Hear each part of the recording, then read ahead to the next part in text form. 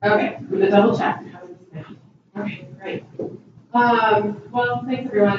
Today I'm going to talk to you about a fundraising initiative that the Tamers Coalition launched earlier, well, not this year actually, in 2016. And part of our goal for this campaign was really to try and enhance and work with the partnerships that we work with that are doing the all-year-round restoration to help them diversify their funding portfolio. So the type of fundraising that I'm going to be talking about is really philanthropic fundraising, so good old-fashioned fundraising. And I know many of you are not fundraisers by trade or by preference. So what I'm hoping to accomplish with this presentation is to give you some guidelines or tips that we have picked up in the course of pursuing this type of fundraising initiative. And I will set the stage by saying this was very new to our organization as well. We had a pool of funders and donors that we were working with, but we really wanted to push ourselves beyond our comfort level, which I think is a lot of what is involved in this type of fundraising. So although we'll be talking about our campaign, which is probably larger than much of the type of fundraising that each of you will be pursuing, I think there are a lot of lessons learned that you can take away with you when you're doing fundraising through your causes.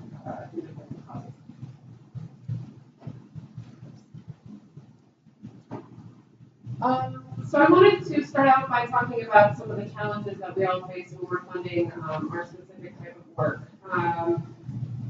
Specific to riparian restoration, a great deal of the funding that tends to come in is public. That means state, federal, and local funding. And a lot of that funding tends to have a short timeline. And it will cover 1 to 2 years of work for a given grant period or for a given budget.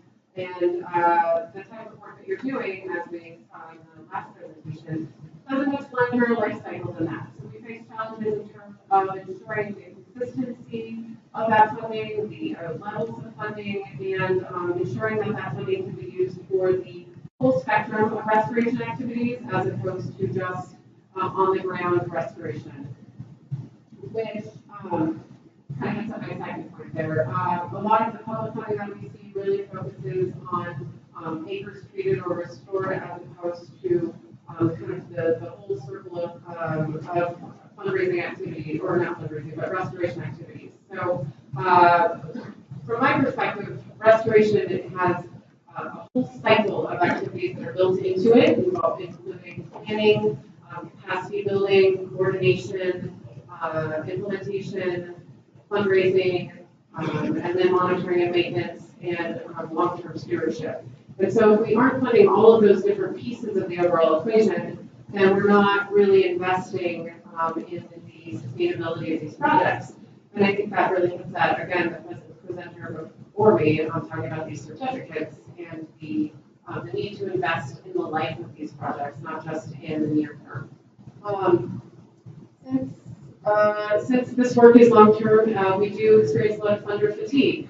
In many of the projects that we work with, we see a reliance, dependence, potentially an over-reliance on support from the same funders. So after 3 to 5 years, they are ready to fund other projects and maybe start with sort of seed funders as opposed to long-term sustainable funders. And then finally, private fundraising does require a level of expertise and comfort, and so it can be challenging for folks that are really interested in doing the exploration on their own work to get out of their comfort zone and do the type of fundraising that's required to bring in these philanthropic dollars. I will say that in terms of best practices, you want your fundraising portfolio, that is all of the sources of funding that are coming into your project, to be as diverse as possible. In many of the projects where we're working, the partnerships have a great dependence, I'd say a minimum of 70% reliance on public funding. And then just a very small fraction of that is actually private funding. And yet, in terms of ideal nonprofit practices, you want to have private funding be the largest chunk of your overall funding portfolio. So we're trying to, through the initiative that we're working on, which I'll review in just a second, try and help kind of move towards that paradigm shift and help the practitioners that are doing this work really have increased their diversification. So that's kind of the backstory of the Restore Rivers campaign. Through the campaign, Taylor's Coalition decided that we needed to help a number of different partnerships, watershed restoration partnerships, come together and provide them kind of with the upfront capacity and relationship building resources that they need to be able to start initiating a more comprehensive and informed public fundraising efforts. So our goal for this is that it would be a 2-year TC-led campaign, that is Taylor's Coalition-led, and that we would raise funding for primarily for what I call the soft costs of restoration, so the non-implementation types of work. So in terms of that spectrum that I referred to earlier, really primarily that planning, coordination, monitoring, maintenance, capacity building, all of the pieces of the equation that we believe invest in that sustainability of this work. Through this effort, we decided to invite 9 partnerships to participate. We wanted to have a wide regional impact, and we wanted to try and benefit as many groups as possible. So we chose a select group of partnerships that we work with, we have good working relationships with, and that had sufficient capacity to really pursue this initiative with us.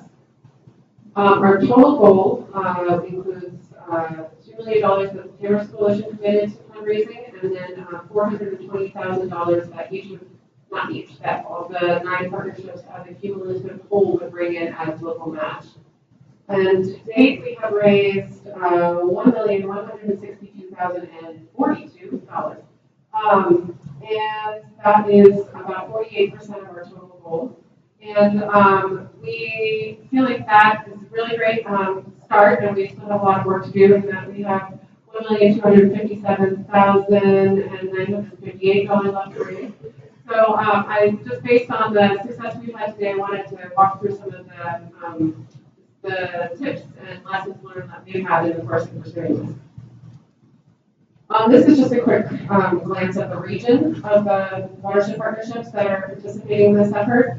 And what I think is exciting is we have a big chunk of the Colorado River that we're covering through the work that our partnerships are doing. And then we have also this 5-state area of Arizona, Utah, New Mexico, Nevada, and Colorado. And I know all of you can't read these names, but I've gone through my head too much to read them. The groups that we're involving in this effort include the Middle Colorado Watershed Council, the Dolores River Restoration Partnership, the Desert Rivers Collaborative, the Purgatory Watershed and Weed Management Collaborative, the Southeast Utah Riparian Partnership, and the Escalante River Watershed Partnership, and the Verde Watershed Coalition, the Restoration Coalition, and then the Virgin River Conservation Partnership. So we have a really good geography represented here. And part of using this large area was really to kind of create that local scale effort and expand it at this regional scope and have hopefully an impact that goes beyond just these watershed-based efforts. So some of the lessons that we've learned in the course of pursuing this private fundraising campaign are that it's really wise to do a feasibility study in advance of launching a campaign specifically. It is important to assess who your existing supporters are, who your prospects are, and what the likelihood of getting gifts from them is before kind of setting out a goal for yourself. And so it's a key step in the overall process of ensuring that you are successful in this endeavor. Also, it's important to find and reach out to your existing donors. For those of you who are familiar with fundraising, I think it's a common adage that donor retention is almost as important as bringing in new donors. And so you really want to make sure that as you're working with your fundraising efforts, you are working with the current donors that you have and working with them to continue to outreach and find new potential sources and figure out how they can get more engaged in what you're doing. Another important strategy is to find prospects that are giving to other causes, related causes that you know care about some of the types of work that you're doing. That seems obvious, but it really is key to look at organizations and who's supporting them and use that as a good litmus test for whether they have an interest in what you're doing. Overall, what you're trying to do when you're prospecting for donors is really to look at who not only has the capacity to give to you, but who has the inclination. An important tool that we learned in the course of our campaign is really to gauge your ask. In some cases, we had hesitation about asking for a certain amount, but we kind of took that leap of faith based on the relationship we had with a certain funder and asked for more than we ever thought would be morally possible, and we're given that funding.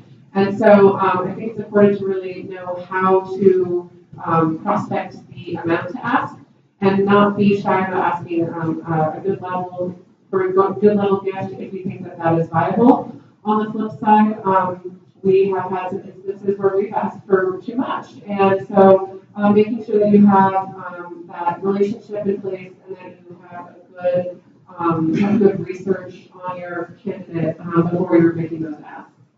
I think the key to fundraising overall is kind of realizing that it is really about relationship building, and you're sort of acting like you're making friends with whoever it is that you're going to be asking money of. You want to not just tell them about the work that you're doing and talk ad nauseum, but you want to really listen to what they care about and figure out if there's an opportunity for you to plug into that. That's really key in terms of my personal growth in terms of this fundraising campaign, is to understand that the goal here is to find out who these people are and what they care about and what they want to spend their money on. And then a really essential piece to any successful fundraising is to truly engage your board and your partners. And since we've had 9 partnerships that we've been working with, and then a board that we've really had great participation from and active involvement with, we've been trying really hard to make sure that they have all the tools that they need to feel comfortable getting engaged in this and helping us be successful. And I think it's really important to understand when you're engaging your board and your partners that they don't have to necessarily be a part of what we all consider to be the scariest part of fundraising, which is asking for money. Fundraising involves all of these many different steps. You have a lot of opportunity to engage people in the less intimidating but equally as important pieces of this resource development cycle. So whether it's making connections with other people, identifying potential prospects, thanking them, inviting them out on events, there are plenty of opportunities to get everyone engaged, no matter their comfort level with this type of fundraising. Some other lessons learned were that we really found greater success when we met individually with businesses and foundations. If they can put a face to a name and really have the opportunity to get to know you and you them, you're going to have much greater success with your grant writing and any requests that you make of them. Also, long-term partnerships tend to be the theme these days. In terms of building relationships with businesses, I think we heard a lot of that yesterday during the business panel for the businesses themselves. These days, just giving a gift doesn't tend to be as appealing as really figuring out ways that you can wrap them up into your project overall. So whether that's inviting them to be on an advisory committee or inviting their staff to be to volunteer for your project, those are some of the best starting points for working with local businesses and getting them to be a part of your effort and then to eventually provide you with financial gifts. Thanking donors immediately and personally is a really key strategy to retaining them, and that should be obvious, but prompt thanking and personalized thanking is pretty integral to that relationship building. And then convening donors at small intimate events so that they feel like they really are part of your inner circle. I think you really need to think of it as bringing people in closer and closer to your inner circle, your relation, your organization's inner circle. And so finding ways to be able to do that and invite people to be a part of your organization through having them host events or be part of your volunteer events, etc., is really key. Also, meeting with community foundations has been proven to be a great strategy in that they are really useful tools for helping connect to people who are donors and have wealth and are seeking input on how to spend that wealth. And so community foundations are the matchmakers effectively of the fundraising world. So if you have opportunities to meet with them, that's highly recommended.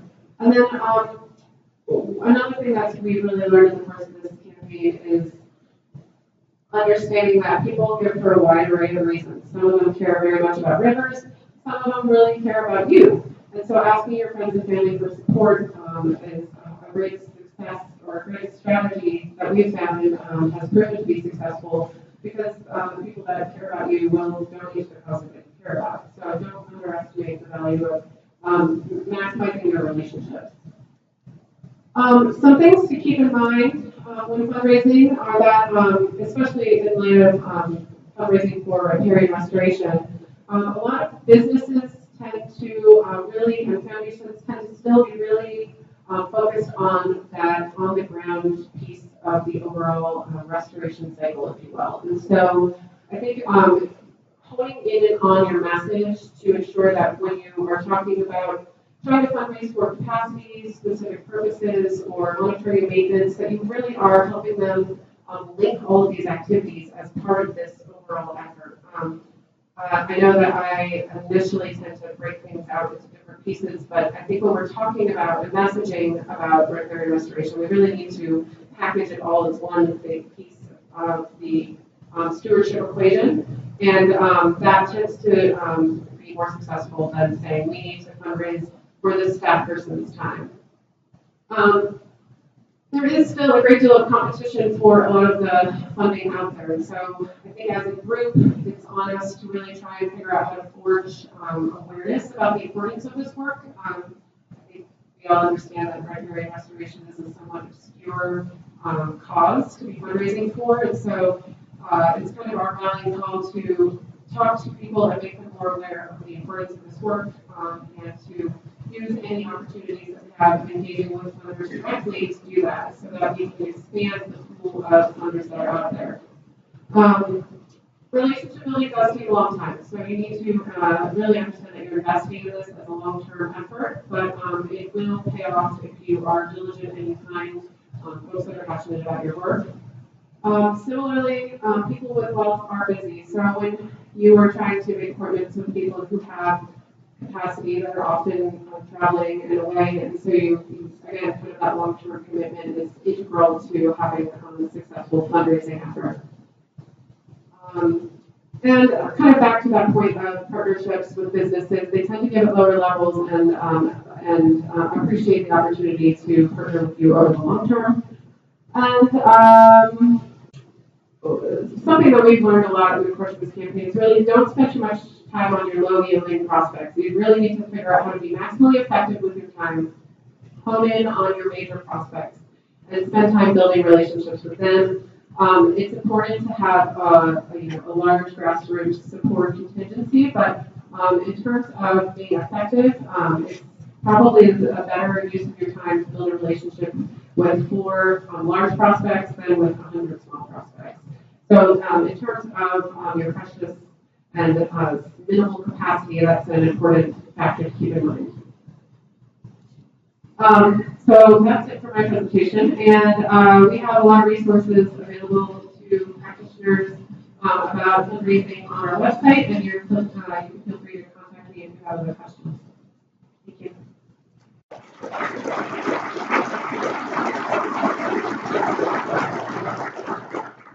Question for Kristen.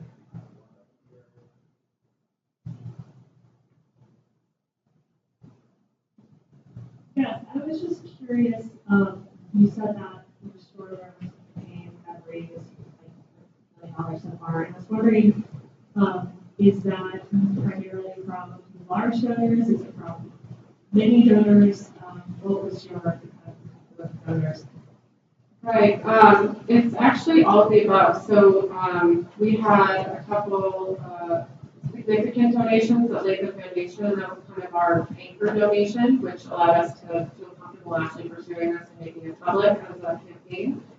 Which is another, tip that I didn't actually put up there, but I think is very much a recommended practice. See if you can secure a good portion of your, overall fundraising goal up front, so that, as you're going forward, you have, you demonstrate that other folks have invested in this effort and that there is, you have some, donation for future asks and then you're leveraging that. But, yeah, so we had, a few very large gifts, and then a lot of it is, our core constituencies who've given smaller gifts, but, you know, all told, they got a decent percentage of that as well. So it's a combination of both. And then, foundation support, through grants has been another big piece of that equation.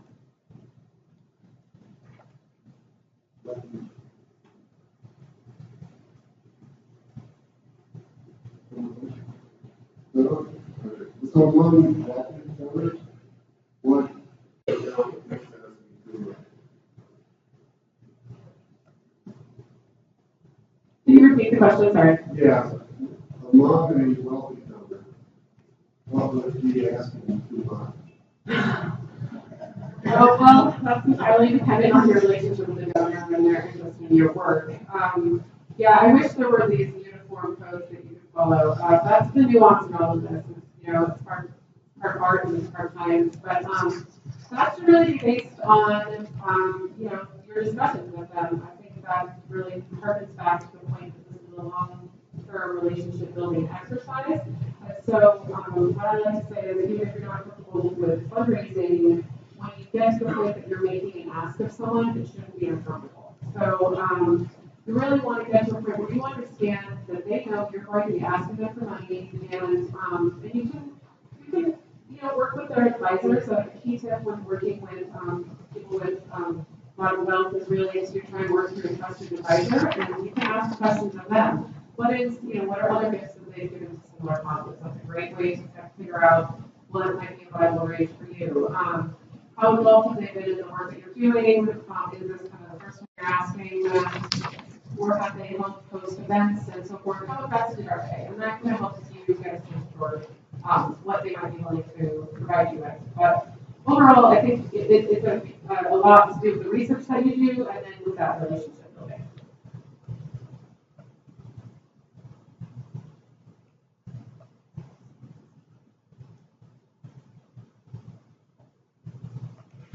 In your experience, how or what the frameworks that we can use when asking for long-term donation? Do you mean recurring donations? Yes. Well, in terms of a framework for recurring donations, I think you know, one strategy that we've employed is to ask, especially if this is the first time we're asking for a contribution, is to say, would you give $50,000 over the course of 2 years? So set it up so that you have kind of that built-in recurring donation piece. Other ways that you can ask for recurring donations, and this kind of gets more to logistics, is you know, if you're setting up some kind of website where you're asking for donations online, you can provide an option for folks to give, you know, $20 a month as opposed to $240 for the year. And so there are ways that you can do that structurally within your donation system that will allow you to build in those kind of recurring donations. But otherwise, I think in terms of those larger gifts, it is just continuing to build that relationship. It sounds sort of redundant, but making sure that you make a gift and you keep them involved in the work that you're doing, you sit down with them throughout the course of the year, or you plan on making a second gift. And you do that over and over, and at a certain point, hopefully they're going to expand the amount that they get. They're going to become part of the doing family, if you will. And so it shouldn't be as labor intensive over the course of time.